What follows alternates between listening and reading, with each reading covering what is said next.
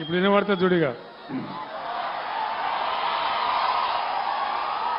మీరందరూ కూడా దయచేసి ఈ చైతన్యవంతమైన మెదక్ నియోజకవర్గంలో మంచి తీర్పు ఇవ్వాలని చెప్పి నేను కోరుతా ఉన్నా. 5 నెలల క్రితం తెలంగాణ ఎట్లా ఉండే, ఈ 5 నెలల్లోనే ఎంత ఆగమాగం అవుతా ఉంది మీరందరూ గమనిస్తూ ఉన్నారు. కాంగ్రెస్ పార్టీ 6 గ్యారంటీలని అరచేతిలో వైకుంఠం చూపించి యావత్తు తెలంగాణ ప్రజానీకాన్ని దగా చేసింది, మోసం చేసింది. మీ అందరికీ కూడా తెలుసా విషయం. అనేక మాటలు చెప్పినారు, వాళ్ళ నోటికి మొక్కాలే, ఇష్టం వచ్చిన వాగ్దానాలు చేసినారు. వాళ్ళు ఇచ్చిన వాగ్దానం ఏది నెరవేరలే, ఒకటి కూడా సరిగ్గా అమలు కాలే. ఒకటే ఒక ఉచిత బస్సు అనేది పెట్టినారు, దాంతో మహిళలు కొట్టుకొని సస్తా ఉన్నారు. ఆటో రిక్షా కార్మికులేమో రోడ్డున పడి ఆత్మహత్యలు చేసుకుంటా ఉన్నారు. వాళ్ళు చెయ్యలే. నేను ఒక మాట మీ అందరిని అడుగుతాను, రైతు బంధు అందరికీ వచ్చిందా? వినబడతలేదు, రాలేదా? నిన్న మొన్న వేస్తామని మాట్లాడిండు, 9 తారీఖు అన్నారు. మళ్ళా ఎలక్షన్ నిబంధనలు పెట్టి మళ్ళా దాన్ని కూడా ముంచే ప్రయత్నం చేస్తూ ఉన్నారు. మహిళలకు 2500 రూపాయలు వచ్చినాయా? రాలేదులే. మెదకోళ్ళకు వచ్చినాయట కదా. ఇక్కడ కాంగ్రెస్ ఎమ్మెల్యేనే కదా మొన్న గెలిచిండు, రాలేదా? మీకు 15,000 కాడికి వచ్చినాయట కదా. అంటే మోసం అయిందా? దగా అయిందా? పాతవి కూడా కనీసం వాళ్ళు అమలు చేసే పరిస్థితులలో లేరు. రైతు బంధు కూడా ఇయ్యలే. నేను ఆనాడు 1 లక్ష రూపాయల వరకు రుణమాఫీ చేస్తా అని 30,000 కోట్ల రూపాయలు మీకు రుణమాఫీ చేసినాం. ముఖ్యమంత్రి చెప్పినాడు, మీరు పరిగెత్తండి, మీరు 2 లక్షల రుణం తీసుకోండి. 2 లక్షల రుణం తీసుకుంటే మీకు డిసెంబర్ 9 తారీఖు నాడే మాఫీ చేస్తా అని చెప్పినాడు. 2 లక్షల రుణమాఫీ జరిగిందా? రుణమాఫీ జరిగిందా? జరగలే. మహిళలకు డబ్బులు రాలే, రైతు బంధు రాలే, ఏది కూడా రాలే. ఇట్లా అనేక హామీలు, 420 హామీలు, 6 గ్యారంటీలు, ఎలక్షన్ గెలవంగానే దానికి చట్టబద్ధం చేస్తాం, మీ అందరికి ఇస్తామని చెప్పినారు. అవి చేయలేదు. అవి చేయకపోగా బీఆర్ఎస్ గవర్నమెంట్ ఉన్నప్పుడున్న స్కీములు కూడా సరి అయిన పద్ధతిలో కనీసం వాటిని కూడా చేయడం లేదు. అన్నిటికంటే ముఖ్యమైన విషయం, మెదక్లో నేను మీ అందరికి మనవి చేసేది, ముఖ్యమంత్రి జిల్లాలు తీసేస్తా అని చెప్తా ఉన్నాడు. దానిలో మెదక్ జిల్లా కూడా తీసేస్తా అంటున్నాడు. మెదక్ జిల్లా ఉండన్నా పోవన్నా? ఉండన్నా? మెదక్ జిల్లా ఉండన్నంటే మెదక్ పార్లమెంట్ అభ్యర్థిగా మన వెంకట్రామరెడ్డి గారు గెలవాలి. యుద్ధం చేద్దామా మెదక్ కోసం? ఆనాడు నేను చాలా ప్రేమతోని, నేను కూడా ఈ పాత జిల్లాలో పుట్టినవాడిని కాబట్టి, మెదక్లో ఎప్పటి నుంచో కోరిక ఉంది కాబట్టి మెదక్ జిల్లా కావాలని జిల్లా చేసుకున్నాం. ఇక్కడ మెడికల్ కాలేజీ తెచ్చుకున్నాం, బ్రహ్మాండంగా రామాయంపేట డివిజన్ చేసుకున్నాం. మీరు కోరిన కోరికలన్నీ చేసినాం. మీ మెదక్ వాళ్ళకు బాగా తెలుసు, ఇదే కాంగ్రెస్ రాజ్యంలో, టీడీపీ రాజ్యంలో మొత్తం మన గణపురం ఏ విధంగా నాశనం చేసినారో మీరందరూ కూడా బాధలు అనుభవించినారు. దాదాపు 150 కోట్లు పెట్టి గణపురం ఆనకట్ట మొత్తం బాగా చేసి, ఆనకట్ట ఎత్తు పెంచి బ్రహ్మాండంగా దాన్ని మీకు అనేక విధాలుగా అందించినాం. ఆనాడు 100 పడకల ఆసుపత్రి మెదక్ కావాలని చెప్పి తెచ్చిపెట్టినాం. దాని అలా ఈ కాంగ్రెస్ ఎమ్మెల్యే, కాంగ్రెస్ ప్రభుత్వం 50 పడకలకు కుదిరించినారు. ఏడుపాయల దుర్గాభవాని జాతర బ్రహ్మాండంగా జరగాలని 100 కోట్ల రూపాయలు నేను మంజూరు చేసినాను. దాన్ని కూడా తీసుకొని పోయినారు. అదేవిధంగా మెదక్ మున్సిపాలిటీ అభివృద్ధి కోసం నేను 50 కోట్లు మంజూరు చేస్తే దాన్ని కూడా రద్దు చేసినారు, దాన్ని కూడా తీసేసినారు.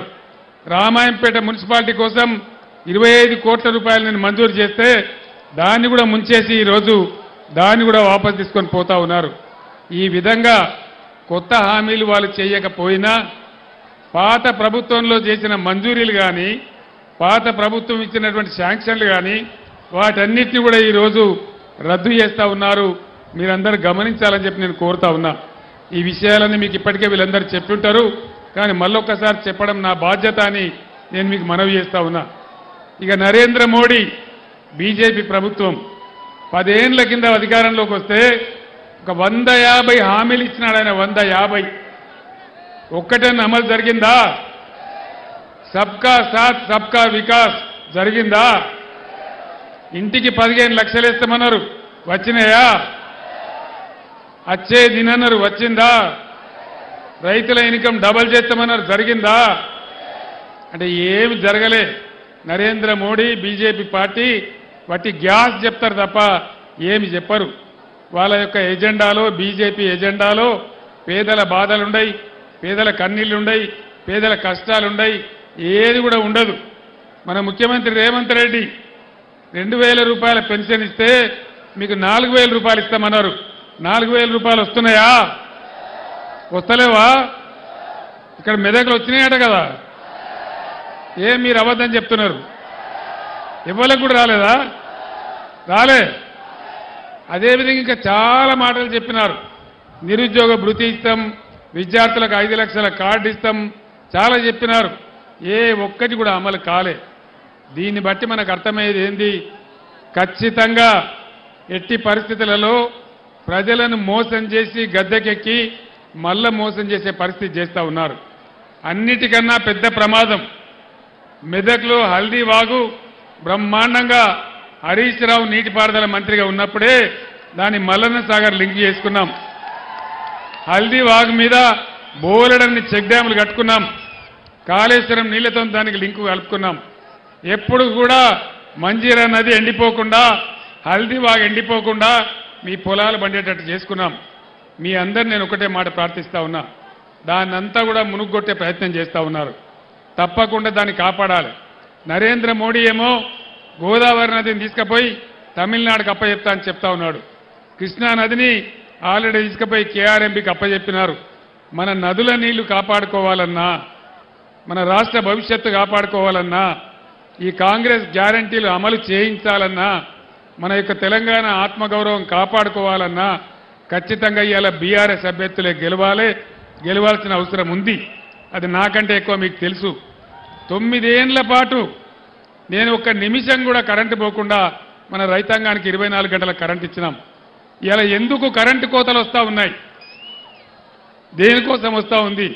వీళ్ళు కొత్తగా చేయాల్సిందేం లేదు, వీళ్ళు గడ్డపారబడి తవ్వేదేం లేదు.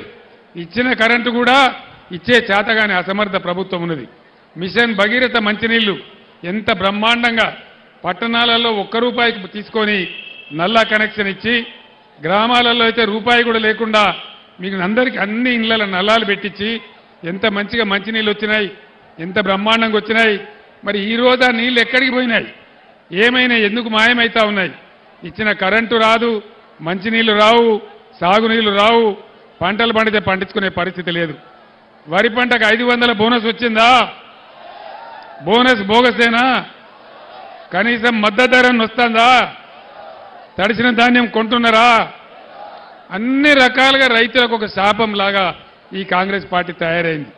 రైతుల పాలిటి శాపంగా రైతు బంధు రాదు, కరెంటు రాదు, సాగునీళ్లు రావు, పండించిన వడ్లకు ధాన్యం ధర రాదు. మరి ఏం చేస్తున్నట్టు ప్రభుత్వం? ఎవరి కోసం పనిచేస్తున్నట్టు? దయచేసి ఆలోచించాలని నేను కోరుతా ఉన్నా. ఆగమాగం జగన్నాథం కాదు. ముఖ్యంగా యువ సోదరులు, రైతు సోదరులు, మెదక్ ప్రాంత మేధావులు ఆలోచన చేయాలి. గోదావరి మాయమైతే ఉన్న ఒక్క గోదావరి తమిళనాడు, కర్ణాటకకు తరలిపోతే మన రాష్ట్రం గతి ఏం కావాలి? ఇన్నేళ్లు చేసుకున్న పనులన్నీ ఎటుపోవాలి? మనం కట్టుకున్న ప్రాజెక్టులన్నీ ఎక్కడికి పోవాలి? మరి మొత్తం నష్టపోదామా? మళ్ళీ బీఆర్ఎస్ను కాపాడుకొని బ్రహ్మాండంగా బీఆర్ఎస్ శక్తితోనే పోరాటం చేసి మన అస్తిత్వం కాపాడుకుందామా? మీరు ఆలోచించాలని నేను మాట్లాడుతూ ఉన్నా. ఆనాడు తెలంగాణ కోసం మీ అందరికి తెలుసు, తెలంగాణ ఉద్యమం జరిగిన నాడు మీరందరూ కూడా నన్ను దీవించినారు.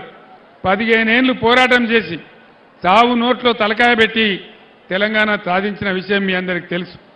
తెచ్చిన తెలంగాణను ఒకటొకటి బాగు చేసుకుంటూ ఒక పొదరిల్లాగా బ్రహ్మాండంగా చేసుకుంటా ఉన్నాం. మొన్న అసెంబ్లీ ఎలక్షన్లో కాంగ్రెస్ ఇచ్చిన వాగ్దానాలు నమ్మి మీరు కాంగ్రెస్కు ఓటేసినారు.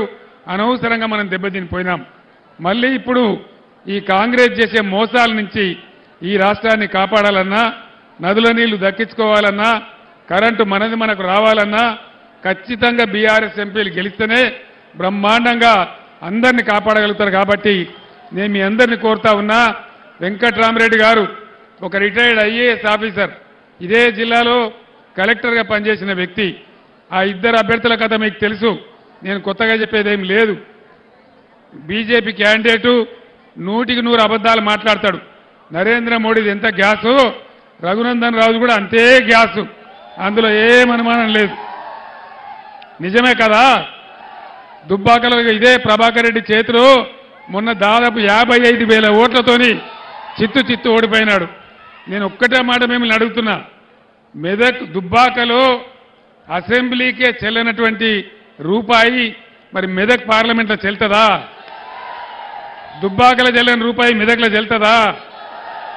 తుక్కు ఓడగొడితే డిపాజిట్ ఓడగొట్టాలి, బుద్ధి చెప్పాలి. మీరు ఇష్టం వచ్చిన హామీలు ఇచ్చి మోసం చేస్తే ఇక్కడ మేము ఎడ్డోళ్ళం కాదు అని చెప్పి తెలంగాణ మళ్ళొక్కసారి పిడికిలి బిగించి మనం పోరాటానికి దిగాలి. మీ అందరు నేను కోరేది, నేను ఇదే జిల్లా బిడ్డను, మీకోసం నేను ఎంత పనిచేసినో మీకు తెలుసు.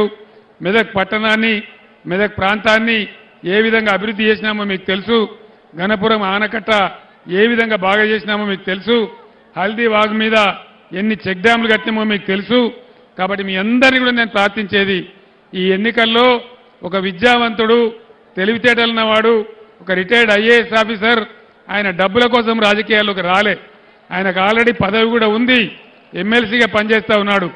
ఇవాళ ఖచ్చితంగా కేసీఆర్ ఎంబడి నేను కూడా ఉండి కేసీఆర్తో పాటుగా ఈ తెలంగాణ అభివృద్ధి చేయాలి, ఈ ప్రజలకు అభివృద్ధి చేయాలి. మెదక్ నాకు బాగా ప్రేమ ఉన్న ప్రాంతం కాబట్టి, ఇక్కడ 3 జిల్లాలలో కలెక్టర్గా పనిచేసిన అనుభవం ఉంది కాబట్టి నేను నా తెలివితేటలు ఉపయోగించి ఈ జిల్లాకు ఉపయోగపడాలి, హరీష్ రావు కూడా అండదండగా ఉండాలి, బ్రహ్మాండంగా ముందుకు తీసుకుపోవాలని వెంకట్రామరెడ్డి గారు వచ్చినారు తప్పితే ఆయన స్వార్థం కోసం కాదు. ఆయన ఒకటే మాట చెప్పినాడు, ఎన్నికల్లో దిగంగానే అందరూ వేరే మాట్లాడతారు, కానీ వెంకట్రామరెడ్డి గారు ఒక మాట చెప్పినాడు, 100 కోట్ల రూపాయలతోని ఒక ట్రస్ట్ ఏర్పాటు చేసి పేద విద్యార్థులందరికీ నేను సాయం చేస్తానని చెప్పినాడు. ప్రతి నియోజకవర్గానికి బ్రహ్మాండమైన కళ్యాణ మంటపం కూడా నేను కట్టిస్తానని మాట ఇచ్చినాడు. ఎన్నికలకు ముందు ఏ అభ్యర్థి కూడా ఇటువంటి హామీలు ఇవ్వరు. ఆయనకు ఆల్రెడీ డబ్బుంది, చదువుతున్నాయి, తెలివితేటలున్నాయి, అన్ని రకాల యోగ్యుడు. కాబట్టి నేను వెంకట్రామరెడ్డి గారు నిలబడతాను, నన్ను అడగలే, నేనే వెంకట్రామరెడ్డి గారిని అడిగి మెదక్ కోసం మీరు నిలబడాలి, మెదక్ బాగు చేయాలంటే తప్పకుండా మీ మాట దాట సార్, నేను నిలబడతా, పని కూడా చేస్తా అని వచ్చి ఇలా పోటీ చేస్తూ ఉన్నాడు. కాబట్టి దయచేసి మీ అందరినీ కూడా నేను కోరేది, నా మాటను గౌరవించి వెంకట్రామరెడ్డి గారిని పెద్ద మెజార్టీతో గెలిపించాలని మీ అందరినీ కోరుతా ఉన్నా. ఇవాళ ఇక్కడ కొంత రాళ్లబాన పడ్డది, మీకు ఇబ్బంది కలిగింది, మీరు బ్రహ్మాండమైన ఊరేగింపు కూడా పెట్టినరు, కానీ టైం దాటిపోతా ఉంది. 10 గంటల లోపల మనం కార్యక్రమం ముగించాలి, మీరందరూ కూడా ఇంకా ఊళ్ళకి పోవాలి. నేను ఎక్కువ మీ టైం తీసుకోకుండా మీ అందరూ కూడా మనవి చేస్తా ఉన్నా, దయచేసి ఎట్టి పరిస్థితులలో వెంకట్రామరెడ్డి గారిని గెలిపించమని నేను కోరుతా ఉన్నా. मेदक पार्लियामेंट हल्के के मुसलमान भाइयों को, बहनों को मैं सलाम करता हूं। आप तमाम लोगों से अदबन गुजारिश करता हूं कि वेंकटरामरेड्डी साहब एक सेक्युलर आदमी है, एक सेक्युलर शख्स है और हमारे साबिका कलेक्टर है, पढ़ा लिखा आदमी है, उनको जरूर जिताइए। मैं एक बात बताता हूं, आज मुकाबला यहां पे मेदक पार्लियामेंट में कांग्रेस तीसरे दर्जे पे है। मुकाबला है बीजेपी और बीआरएस के बीच में। कहीं आप लोग गुमराह होके कांग्रेस को वोट देंगे तो खामखा बीजेपी जीत जाएगा। यहां हर हालत में बीजेपी को पैदा नहीं होने देना है, बीजेपी को जीतने नहीं देना है। इसीलिए मैं आप तमाम लोगों से गुजारिश करता हूं, जनाब वेंकटरामरेड्डी साहब पढ़ा लिखा आदमी है, एक रिटायर्ड आईएएस ऑफिसर है, साहब का कलेक्टर है, जरूर उनको जिताइए और बीजेपी को दफन कर दीजिए। इतना कहते हुए मैं आपसे रुखसत लेता हूं। సోదరులారా, మీరు అలసిపోయినా కూడా రాత్రి అయినా కూడా ఇంత పెద్ద సంఖ్యలో వేచి ఉండి నాకు స్వాగతం చెప్పినందుకు వెంకట్రామరెడ్డి గెలుపుకు మీ పట్టుదల చూపెట్టినందుకు మీ అందరికీ ధన్యవాదాలు తెలియజేస్తూ నేను సెలవు తీసుకుంటా ఉన్నా. జై తెలంగాణ. కారు గుర్తుకే, కారు గుర్తుకే. జై తెలంగాణ.